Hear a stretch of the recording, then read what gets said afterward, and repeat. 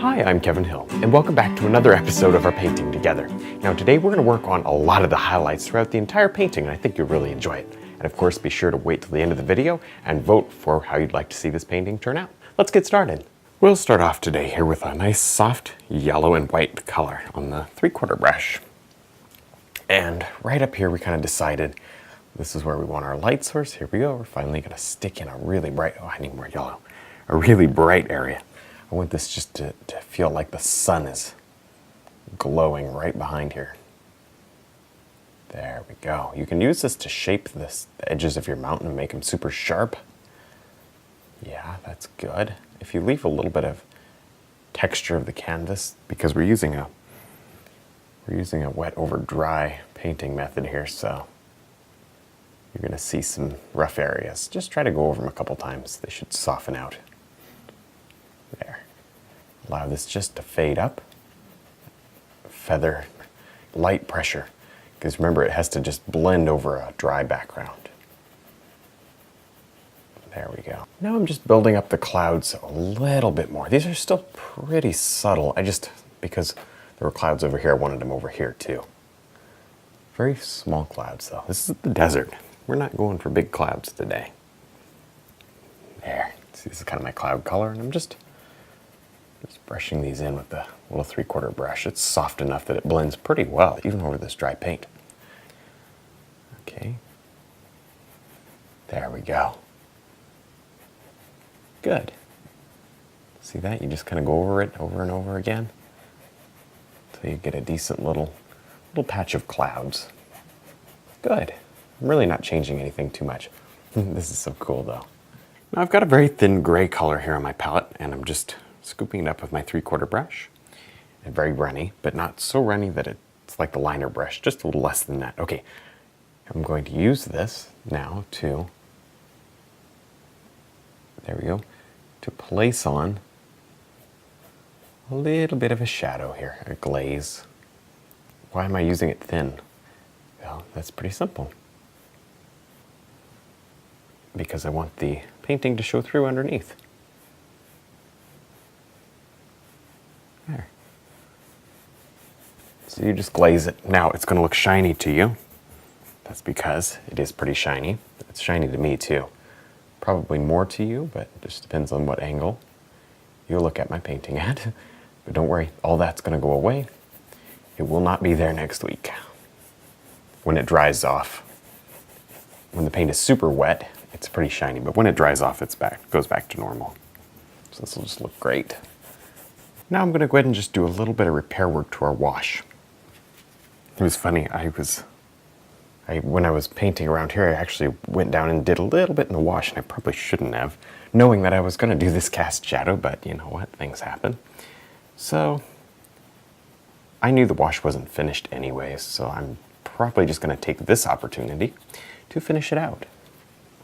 And I just want to show you, see there's like a little divot in the mountain or something like that. That kind of gives the idea of maybe that this is why that's getting lit. See that? Very hard shadow, and it comes out and maybe kind of drifts around. See how that light, that pocket of light sort of slips through there? That's really cool stuff.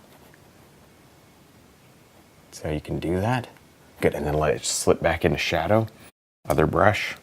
These shadows, because this is a pretty dull area, I mean, unexciting, right? These shadows is what's gonna really, kind of make everything a little more interesting. Have these cast shadows. I'm actually gonna bring this one to the other side of the wash, anticipating a larger mountain up there. Now I'm finishing up here, a little bit of a sand wash. There, I'm really, really thinking about the light this time. Thinking of the angle of the light. And I'm really trying to replicate what we had before, but I'm not copying, because there's really no need. I want it to be slightly different. I wanted to make some changes. There, and I'm really following, as I had the outline still, we lost some of the detail, so I'm putting the detail back in. That's the way you have to paint. You gotta be flexible. Good stuff. Okay, so that kind of represents the light filtering through and over the mountains, or however that would work. It doesn't really matter. It's just for the art. It's so good to have, a long shadow and then short shadows. Got to have that variety in there. Of course, even in the shadows, you want to have it broken up with little notes of light. Now, the last thing I want to do here today on our painting is just grab a little bit of the same colors that are all mixed together at this point. Red, yellow, white. There, and I just want to drop on the top to this big cliff. I'm not going to go crazy, I'm just going to get this in because stuff is going to be covering it. I think, if you guys want, we can do a cactus up here. That works. We can do, maybe like a dead shrub sort of thing, or like a half-living shrub. There's plenty of those half-living shrubs in the desert. They seem not to do too well. Okay, there. Maybe this is sort of more in the rainy season. We could have something that has a little life into it instead of just totally dead. I'm kind of liking that thought, so we'll see what you guys think. There. And I'm thinking of a couple of options that I can give you that are very different that I think you'll find interesting. So I can't wait to hear what you have to say. I really hope that you're going to vote. Go to the website. You don't need any account to vote. Just put a little bit of highlight there. Oh, that is so pretty. You don't need any account to vote, and everybody's votes counted. It's a lot of fun. I simply, at the end of the week, just go in and look, and whatever has the most votes, that's what I do. That's it. It's really as easy as that.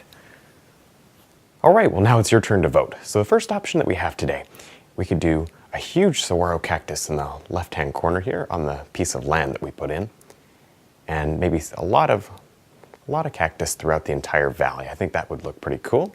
Or we could do a short, flat cactus in the same location. Really, it's a similar idea, but just something that's maybe a little different.